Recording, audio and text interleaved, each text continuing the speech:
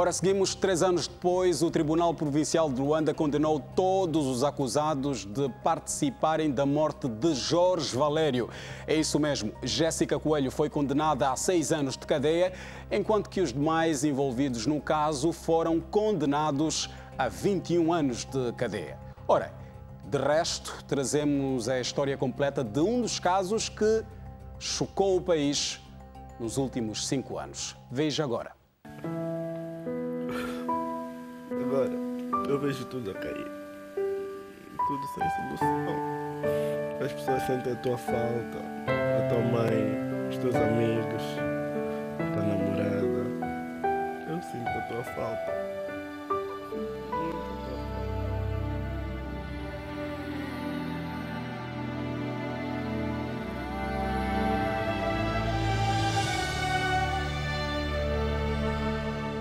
Jovem. Ele tinha tudo para dar na vida, mas ele gostava de viver e ele vivia a vida com intensidade. E com muitos sonhos por realizar. Ele fazia música pura e simplesmente só o sábado. Só ia ao estúdio ao sábado, que ia gravar. Eu estudava de manhã, havia aqueles dias que à tarde também dava uma fugida. Mas ele, como dizia, que eu era mãe muito fofoqueira, porque eu estava em cima de tudo. Entretanto, tentou sempre fazer, mas sempre fora do meu alcance. Pronto, ele tentou fazer, fazia, os irmãos sabiam. Passa o tempo e fica a saudade. Muitas vezes a gente fecha os olhos e pensa que no dia seguinte ele vai voltar. Muitas vezes a gente pensa que ele viajou. Todos os dias a gente, para levar a vida, a gente tenta ver uma coisa que não é aquela. Apesar da dor, uma certeza paira no seio de familiares e amigos. Não me trouxeram meu filho de volta, porque isto não tem como, mas que a justiça foi muito bem feita, sim senhora. 11 de junho de 1992, a 30 de setembro de 2012, morreu aos 20 anos de idade, vítima de uma ação criminosa protagonizada pela namorada, como ficou provado em tribunal, Jéssica Coelho. Em vida, Jorge viveu os seus últimos anos nesta zona da capital Luanda, São Paulo. Segundo conta a sua mãe, o malogrado era uma pessoa de personalidade forte. E acho que ele despertou assim muito cedo ele despertou. Ele sabia o que queria. Acho que eu sou o mais velho dele de alguns meses ou um ano. Mas o Jorge chegava a ser mais adulto do que eu no que toca focado aos objetivos. Euridice Sebastião diz que nunca viu Jéssica em sua casa e que seu filho nunca tinha apresentado uma namorada. Tinha muitas amigas, amigas que iam lá para casa, era para partilharem a mesa. Estavam a estudar alguma coisa que tinham na faculdade. E se por acaso levasse alguém, chegava e dizia, olha, Calu, ele tratava-me por tu. Esta é a fulana, esta é a minha mãe. E daí passava. Esta é Neretz Tati, tia e madrinha de Jorge Valério, desde que o mesmo tinha 9 anos de idade. Por vezes só conseguimos apercebermos da falta que essa pessoa faz quando a perdemos.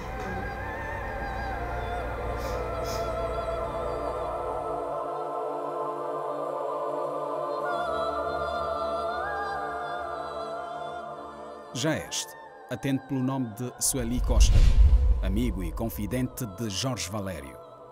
Tal como a família, para Sueli passa o tempo, mas não as lembranças. Foi muito duro para mim, foi muito duro. Fiquei muito tempo em depressão. Acho que até hoje ainda sinto com isso, ainda não estou muito bem em relação a isso, né? Quero alguém muito próximo a mim. No ano em que foi morto, Jorge acabava de entrar numa universidade privada. O seu enterro aconteceu neste cemitério, Alto das Cruzes. Tanto a mãe e a madrinha de Jorge revelaram-nos que não conseguiram encarar o seu ente querido depois de morto. O meu filho, mais velho, é quem encontrou-lhe na morgue. Ele foi à morgue e reconheceu. Só que quando ele dá-me a notícia, dá-me pelo telefone. Pronto, naquele dia ligando para todos e para tudo, e constantemente os saldos iam acabando no telefone. Eu ligava para ele constantemente, Roger, põe mais um saldo no telefone. E ele, houve uma dada altura, eu liguei para ele, Roger, estou à espera de um saldo. E ele vira-se para mim e diz, mamãe, tu tens de ter calma, olha, eu encontrei aqui o Tuxo morto, foi-me assim, o Tuxo está morto e tu não sabes como é que ele está. Mas eu acho que eu não queria entender ou não queria ouvir, não sei. E lembro-me dele quando chegou a casa, que ele estava totalmente transtornado e só lamentava da forma que ele estava, não é? O trauma do filho mais velho, depois de reconhecer o corpo do irmão. Roger, houve um dia, depois de quase um ano, disse, mamãe, eu vou-me embora. Roger deixou a faculdade, já no 4º ano, a fazer relações exteriores. Roger deixou o emprego, trabalhava na Unitel, já trabalhava desde os 18 anos. Nesta dada altura, o Roger tinha 23 anos e foi embora para Portugal. Nestas imagens de arquivo da televisão pública de Angola, o motorista de Jéssica fala do que tanto incomodava a filha de seus patrões e que, para se ver livre da situação, pagou $8.000 norte-americanos para que o crime fosse cometido. Apresentei ela ao Teodoro e apresentei o Teodoro e ela e o Teodoro conversaram, chegaram num consenso e deu-se uns valores e foi aí que começou essa história toda. O telefone da morte.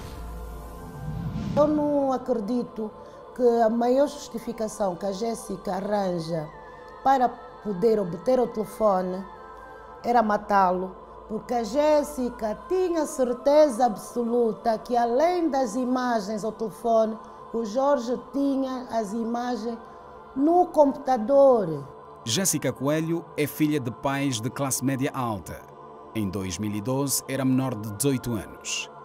A Lei Geral do Trabalho em vigor no país proíbe menores no mercado de trabalho e não se sabe ao certo como Jéssica terá conseguido $8.000 norte-americanos para pagar os assassinos.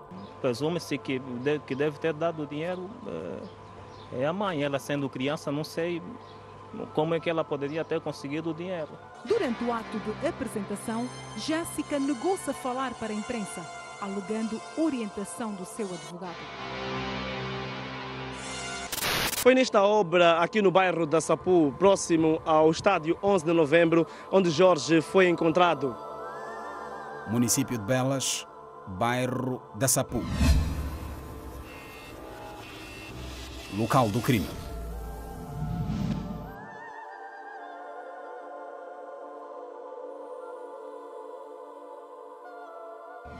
Nesta zona, Jorge Valério foi violentamente agredido.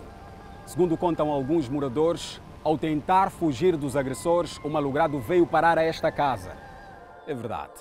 3 anos depois, viemos ao local do crime e deparamos-nos com uma situação completamente diferente. A casa amarela que vê atrás de mim, por exemplo, é o local onde o Serviço de Investigação Criminal encontrou o corpo de Jorge Valério. Naquela altura, estava apenas em obra e o bairro era praticamente inabitado. Esta senhora é dona do espaço onde foi encontrado o corpo de Jorge Valério. Segundo conta, graças a ela, a polícia tomou conhecimento do crime. Eu neste dia passei todo o dia sem comer. Eu orava, intercedia a Deus, eu só dizia, Senhor, onde está a família deste filho que está aqui perdido? As redes sociais e os principais sites de notícia, e não só, foram os responsáveis pela mediatização do caso na altura. O Ministério Público tomou conta do caso. E como o crime não compensa, os envolvidos no caso são levados a enfrentar as barras do tribunal. Foram quase 6 meses de entra e sai no Palácio Dona Ana Joaquina, Tribunal Provincial de Luanda. Mas foi numa segunda-feira, 7 de março de 2016, que os réus são chamados a ouvirem a sentença. Fazendo o cúmulo jurídico, vão os réus Daniel Manuel Lopes Lima, João Manuel Mateus, Vítor Sumo Vladimiro e Antônio Nhati, condenados na pena única de 21 anos e 1 mês de prisão maior, e a ré Jéssica Alexandre Alves Coelho na pena de 7 anos e 1 mês igualmente de prisão maior. Acordam ainda os deste tribunal em condenar o réu João Emanuel Maiala, também conhecido por Orgá, na pena de 6 meses de prisão correcional. A sentença retira aos familiares de Jorge Valério a sensação de impunidade. Eles acreditam que as instituições judiciais fizeram o seu papel. Eu acho que a justiça foi feita, sim, senhora. Não me trouxeram meu filho de volta, porque isto não tem como, mas que a justiça foi muito bem feita, sim, senhora. A mesma opinião não é partilhada pelos pais de Jéssica Coelho. Isso ficou claro a quando da reação que tiveram depois de lhe dar a sentença em tribunal. Uma decisão injusta. Até porque esta decisão foi tomada sem base em nenhuma prova. Nós vimos todos os dias na televisão, o irmão mata o irmão por causa do telefone, o primo mata o primo por causa não sei quanto. É o caso do Jorge, que a ex-namorada mandou matá-lo por causa de um telefone também. Eu peço a todas as mães, conforme nós estamos a passar, mais como eu que passaram pelo que eu passei, passo às outras todas as mães, atenção aos nossos filhos, que a nossa sociedade está muito, muito agressiva, sobretudo. É verdade, um caso dramático e que trazemos à análise do Segurança Pública. Começo com o Dr. Irineu Matamba. Considera justa a pena aplicada aos réus? Boa noite mais uma vez e obrigado por essa questão. A questão da justiça, ou a resposta a essa pergunta sobre a justiça das penas aplicadas aos réus, deve ser vista sempre no contexto do processo. Há um processo que foi iniciado com a denúncia do crime e que visou apurar os factos numa primeira fase para confirmar o juízo de suspeita e no final, com a condenação, o juízo de certeza em relação aos autores. Mas o fim das penas ou o fim de uma pena não é só a retribuição do mal causado à sociedade, há outros fins. Há também o fim de ressocialização, do próprio agente do crime, porque a sociedade quer que, uma vez cumprida a pena, essa pessoa possa voltar em melhores condições e se reintegrar na sociedade. Daí é preciso considerar esses fatores todos. Mas há outros fatores que a lei impõe. A lei impõe determinados limites em função da idade dos agentes. No caso, um agente de um crime, mas menor de 18 anos de idade, que tem entre 16 e 18 anos de idade, não lhe pode ser aplicada uma pena que seja superior a 8 anos de prisão. No caso da Jéssica Coelho. Isso aplicar-se-ia agora condenada Jéssica Coelho, por ocasião ou por altura do cometimento do crime. Era menor. Era menor, tinha menos de 18 anos, certamente. Portanto, e tal como vimos na peça, referido pela mãe, e aqui devemos elogiar o bom trabalho feito pela advogada, no caso assistente. Exato. Ela teve o cuidado de consciencializar as pessoas de que não era possível aplicarem uma pena acima de 8 anos de prisão. Se olharmos para os limites mínimos e máximo, 2 anos e 8 anos no máximo, e se considerarmos no início do julgamento a penalidade a meio, mais ou menos a 4 anos, 5 anos, significa que houve muitas circunstâncias agravantes consideradas provadas em relação à condenada Jéssica Coelho, o que fez a balança pender mais para o máximo. Estamos no 6, estamos muito mais próximo do 8, que é o limite máximo, do que do 2, que seria o limite mínimo. Portanto, tecnicamente, esta pena parece corretíssima e creio que justa, porque, por um lado, quando se fixou esse limite na lei, procurou ter em consideração que um menor de idade, de 18 anos de idade, tem muito mais possibilidades de se ressocializar, de recuperar daquele mau momento, mesmo que hediondo que tenha passado. Exato. Então a sociedade dá como que uma segunda oportunidade, limitando a pena máxima que lhe pode ser aplicada. De 2 a 8 anos. 2 a 8 anos, mas é claro que uma vez terminada a pena e se cometer algum crime, o facto de ter cumprido uma pena anterior há de pesar ali sim já para agravar até a pena em função dessa demonstração de perigosidade da agente, caso venha a acontecer, repito. Mas gostava só de reiterar que, embora haja essa sensação, obrigado, que a pena é bastante leve, no entanto, ela foi aplicada dentro dos marcos legais e o direito penal não pode atuar fora da lei.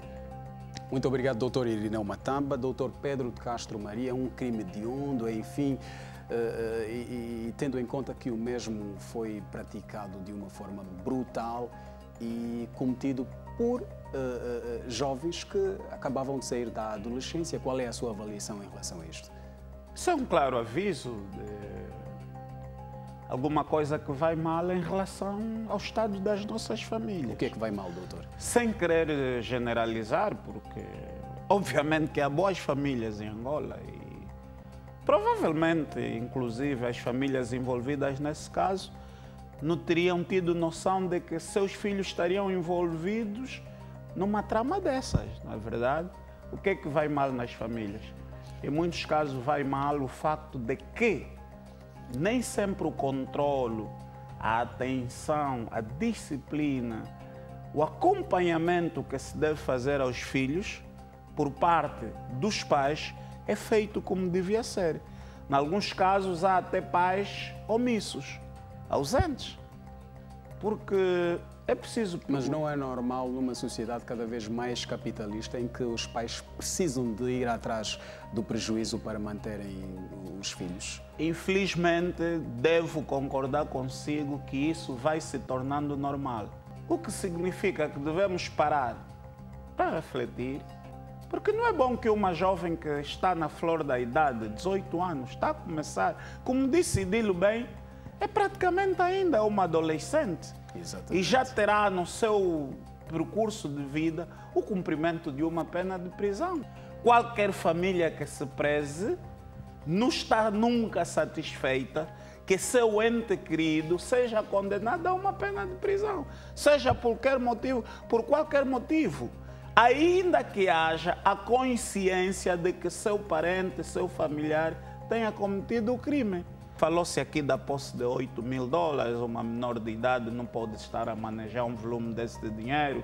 Falou-se aqui o próprio jovem que foi vítima desse bárbaro assassinato, era ainda muito jovem, 20 anos, enfim. Exatamente. Portanto, são sempre factos que devem nos chamar a atenção de que o acompanhamento que está a ser dado hoje aos nossos filhos, quer na infância, quer na juventude, nem sempre é o mais apropriado, e porque até a própria sociedade vai se tornando mais complexa, então está a exigir dos pais, dos encarregados de educação, também cuidado redobrado. Exatamente. Doutor Pedro, muito obrigado. Sim, sim. É curioso que temos, por um lado, pessoas que querem ou queriam uma pena maior e, por outro, outras pessoas que querem uma pena menor. Exatamente.